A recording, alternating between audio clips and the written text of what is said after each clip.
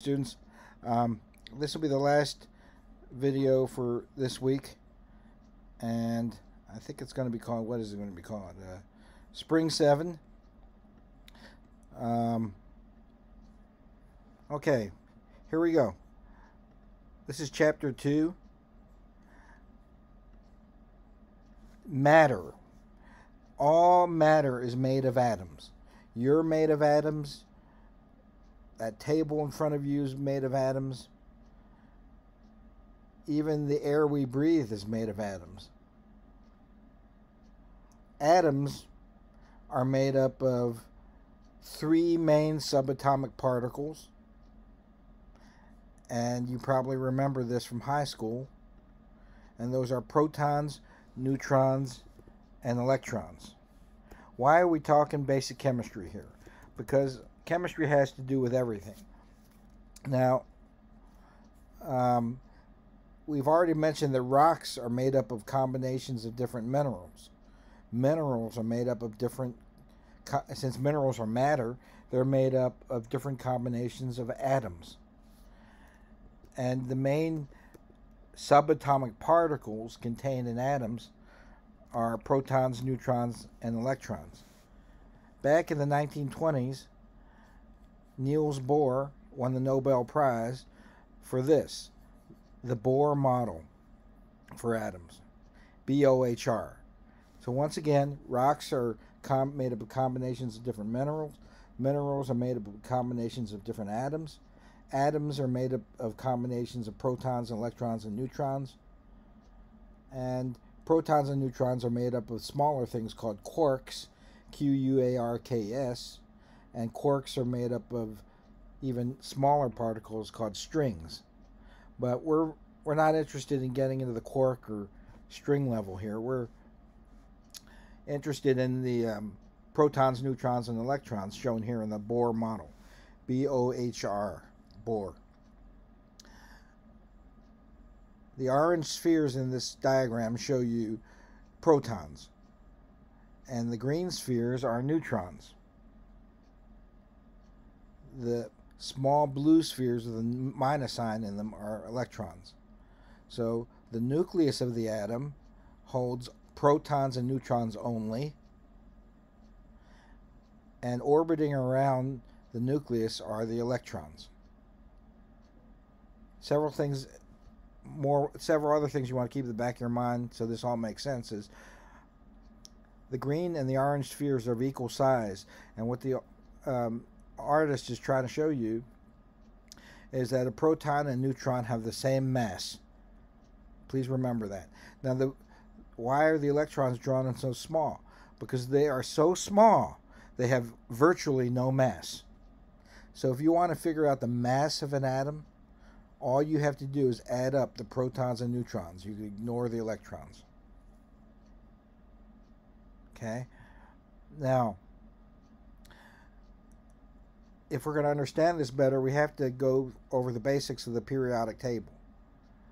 I asked you through Remind to print out a periodic table. And here, this is a periodic table. Here we're going to practice a few things here for these different elements. What's the first element? H, hydrogen. What's the second element? Helium, He. The third element? Lithium, Le. And the spelling of those elements is below the symbol. So this number that is in the upper left-hand corner, or it's directly above the elemental symbol in some periodic tables, that's called the atomic number. So let's look at Ag, silver. What is the atomic number of silver? 47. With me so far? How about molybdenum? I can't pronounce that. Molybdenum. What's the atomic number of molybdenum? 42. How about iron? Fe. The atomic number of iron is 26. With me so far? The other number, the larger number, it's sometimes below, down here, it's sometimes up here, is called the atomic mass. So when you use the Bohr model for examining the periodic table or understanding the periodic table, always take the higher number, which is the atomic mass, and round to the nearest whole number. Okay, let's say I look at Hg, mercury. What is the atomic mass of mercury? 201. What's the atomic number of mercury? 80. Let's do this one more time and freeze the video and see if you can figure this out yourself. You should be able to do this by now. Oak Ridge is famous for this element, uranium. What's the atomic number of uranium? 92. What's the atomic number of uranium? 238. Okay? Okay, now, the next thing you want to memorize to understand the periodic table is, and I'm going to write it down for you here so you can put it in your notes, the atomic number is equal to the number of protons in the nucleus of an atom. The atomic mass is equal to the number of protons in the atom plus the number of neutrons in the atom. Write that down. Oh, and the last thing you want to know is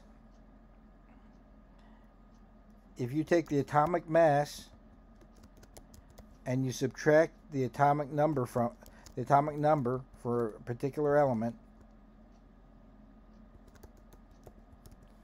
you get the number of neutrons in the atom. Because atomic mass is protons plus neutrons, minus protons is going to give you neutrons, right? Okay, memorize that. Now let's do this. See if we can do this together. You can do this just as good as me. If I can do this, a man in his 50s who's drank hundreds of thousands of Miller Lights, no, probably tens of thousands, and thousands of gin and tonics throughout my life. If I can memorize this, you can memorize this. All right, let's do one. Let's say we go with zinc, Zn. What's the atomic number of zinc? 30. Very good. What's the atomic mass of zinc? 65. How many protons are in a zinc atom? 30. Protons is equal to atomic mass, right? And how many neutrons are in zinc atoms? Take the atomic mass, which is rounded to the nearest whole number, 65. Subtract 30. 65 minus 30 is 35. So zinc atoms have 35 neutrons in the nucleus of their atom, right? Don't tell me you can't get this because you don't understand math. This is just adding and subtracting. Let's do another one. And see if you can get it right. I know you can. Gold, Au. What's the atomic number of gold? 79. What's the atomic mass of gold? 197. How many protons are in a gold atom? 79. How many neutrons? 197 minus 79 is what? 21 plus 21. So it'd be 117 neutrons in a gold atom, right? 197 minus 79. So now you know how to read the periodic table.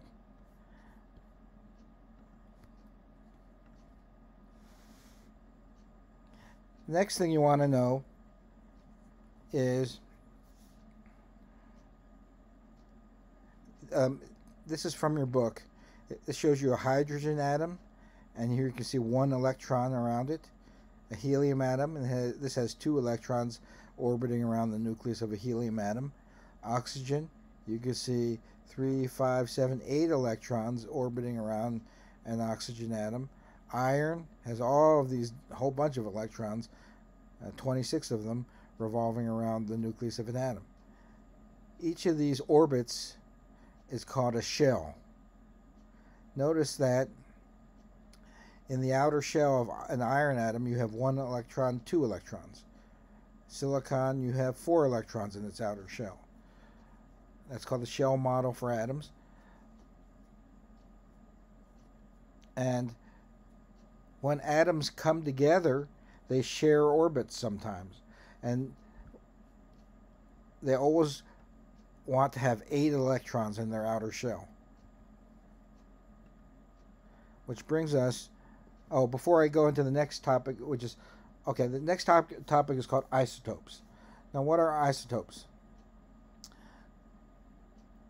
An isotope is a variant of the same element with a different atomic mass. I'll repeat that. An isotope is a variant of the same element with a different atomic mass. Let me get a drawing tool.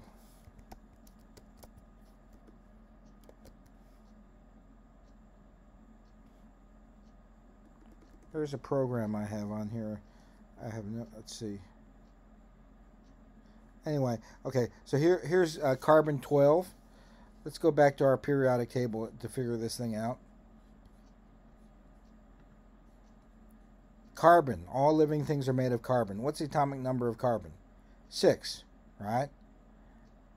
And what's the atomic mass of carbon? 12 minus 6, 6. So most carbon atoms have 6 protons in the nucleus of the atom and 6 neutrons. And so most carbon is what we call carbon 12, meaning it has an atomic mass of 12.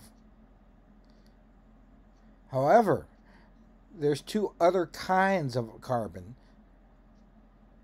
or should I say 2 other isotopes of carbon. There's another type of carbon called carbon 13, and there's another one called carbon 14. So we say that in nature there exists 3 different isotopes of carbon: carbon 12, carbon 13, and carbon 14. Carbon 12 has 6 neutrons in the nucleus of its atom. Carbon 13 has 7 neutrons in the nucleus of its atom, therefore it has a higher atomic weight. And the heaviest type of carbon is called carbon 14 because it has 8 neutrons in its nucleus. So we say that carbon 14 is the heaviest isotope of carbon known to exist. Carbon 12 is the lightest.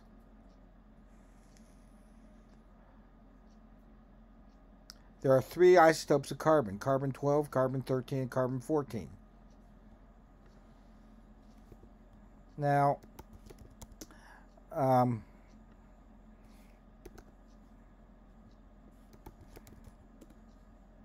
good Lord, let me see. So let's take a look at uranium here. Uranium isotopes.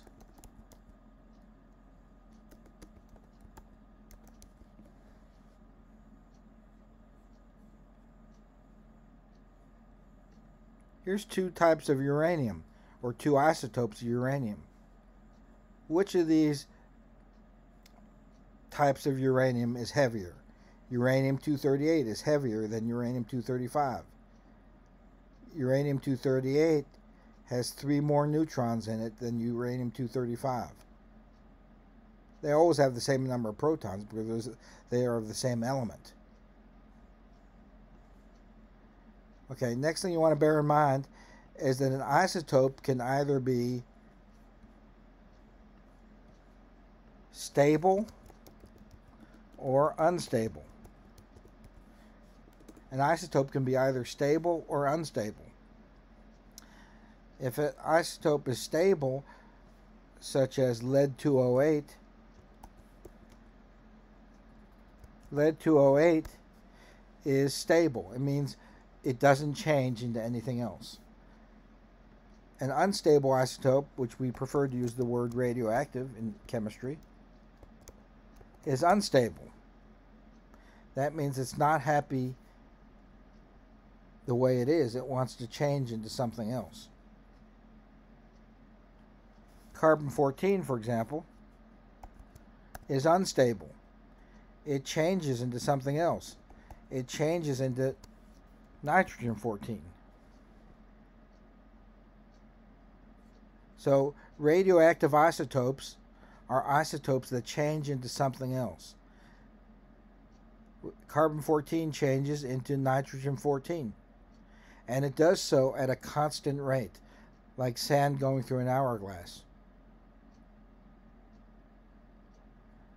That's what allows us to date rocks.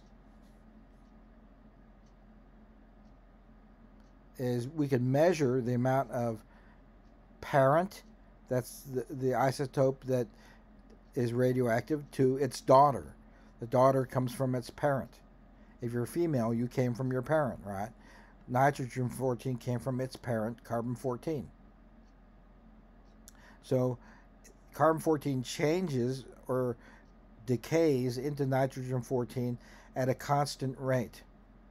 And therefore, using the amount of parent and daughter in a sample, we can figure out how old that rock is. The more nitrogen-14 in the sample, the more time that has passed, and the older the rock. The more carbon-14, the younger the rock is. It could also be other isotope, radioactive isotope, for example, is radium-226. It changes into its daughter, radon-222. There are many radioactive isotopes. We're going to be studying these later on. But for now, just know what an isotope is. Isotopes have the same atomic number but a different atomic mass. Atoms are held together into what we call molecules. And they're held together by chemical bonds.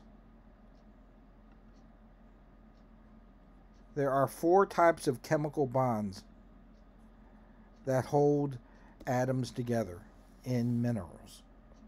The first type is called an ionic bond. The second type is called a covalent bond. Third type of bond is called a metallic bond. And the fourth bond is a van der Waals bond. Why do we pronounce that van der Waals? Because it's in Dutch and the W is pronounced V. So anyway, we got 4 types of chemical bonds. 4 types of chemical bonds in minerals. Ionic bonds, covalent bonds, metallic bonds, and van der Waals bonds. The type of chemical bond holding atoms together in a mineral determines the characteristics of the mineral. Everything from how hard the mineral is to whether or not light will pass through those mineral crystals, whether or not they'll react with acid, whether or not that mineral is going to be magnetic or not. All of the physical traits of a mineral are dependent on the chemical bonds. That's why we need to study these chemical bonds a little bit.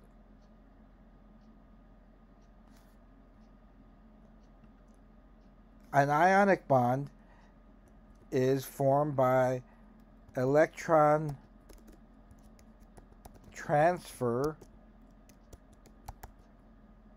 between molecules. But I'll just write electron transfer to make it easier. Covalent bonds are due to electron sharing.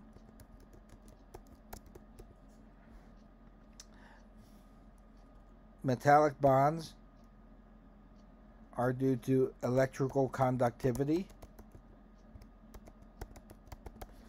and van der Waals bonds are electrostatic bonds. Just write this down, and we'll go over what this means in a second.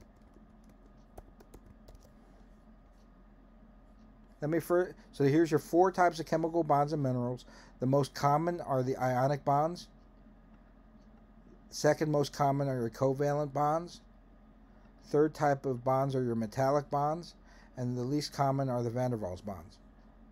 Physical geology, we go over this more, but for now, we're just going to cover the basics. Here you can see a sodium atom and a chlorine atom. And notice how the sodium atom gives up an electron in its outer shell and gives it to the chlorine atom.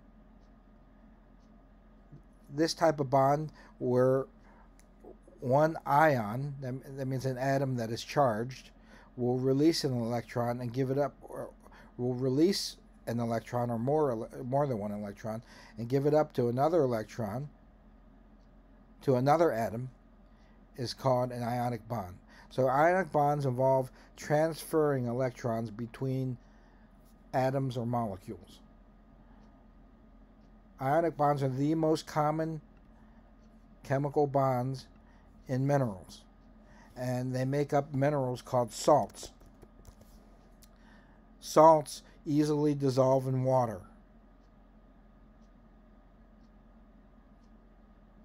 Next type of bond is called a covalent bond.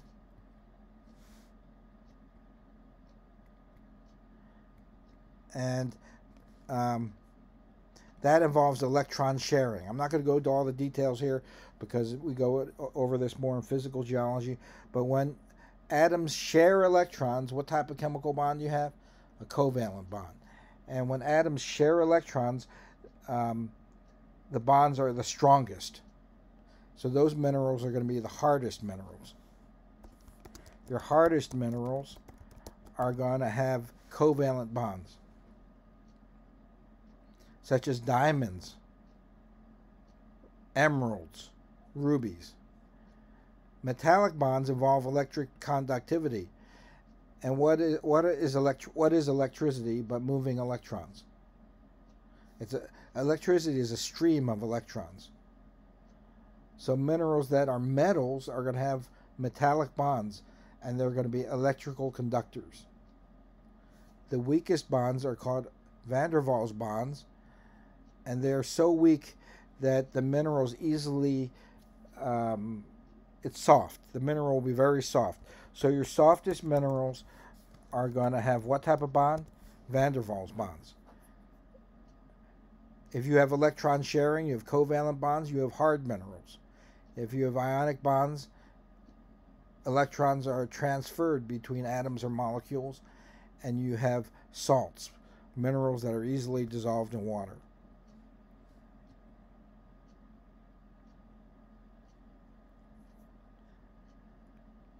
Minerals are what? One more time before I call it quits for this week. What is a mineral? If you were telling your little brother or sister and they asked you, what's a mineral? What would you say? Well, a mineral is a naturally occurring crystalline solid with a fixed chemical composition. Here you can see that minerals come in crystals. Salt crystals called halite, Halite. Halite's a mineral that grows into cubes. Garnet, one of the birthstones, will grow into a dodecahedron. The mineral garnet grows into 12-sided crystals. Fluorite, Fluorite, another mineral, will grow into 8-sided crystals. Quartz, Quartz, will grow into hexagonal crystals, 6-sided crystals. The same mineral is always going to grow into the same type of crystal. So garnet is never going to grow into a cube. It's always going to grow into a dodecahedron. Okay.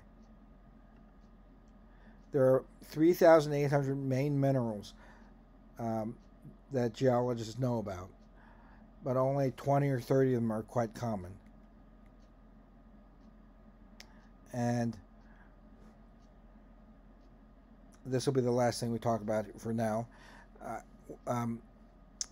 Minerals can be divided into these different groups: carbonates, halides, native elements, phosphates, oxides, silicates, sulfates, and sulfides. But since this is a historical geology class and not a physical geology class, let's say that minerals can be divided into two main groups. Minerals are either silicates or they are non-silicates.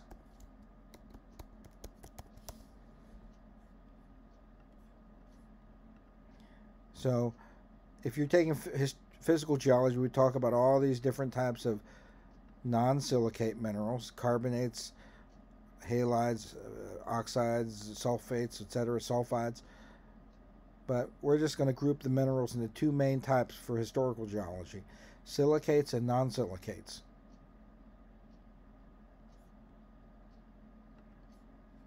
A silicate mineral has the element Si in it and the element O in it. A mineral must have Si and O in it in order for it to be considered a silicate mineral. If it doesn't have Si and O in it, it's not a silicate mineral.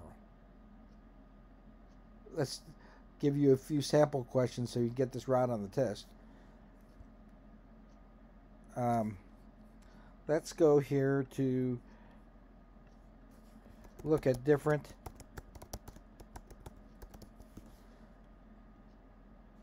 minerals here.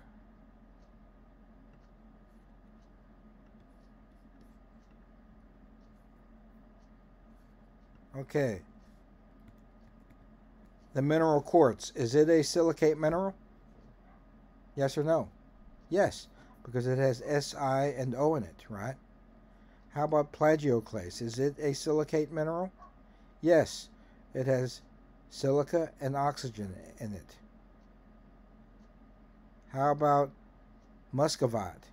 Yes, it has Si and O in it. What about apatite? No, it doesn't have silica in it. It just has oxygen in it. So it's a non-silicate mineral. Is this a silicate or a non-silicate mineral? This one here. It's a non-silicate. It doesn't have silica in it. So a mineral can either be a silicate or a non-silicate mineral.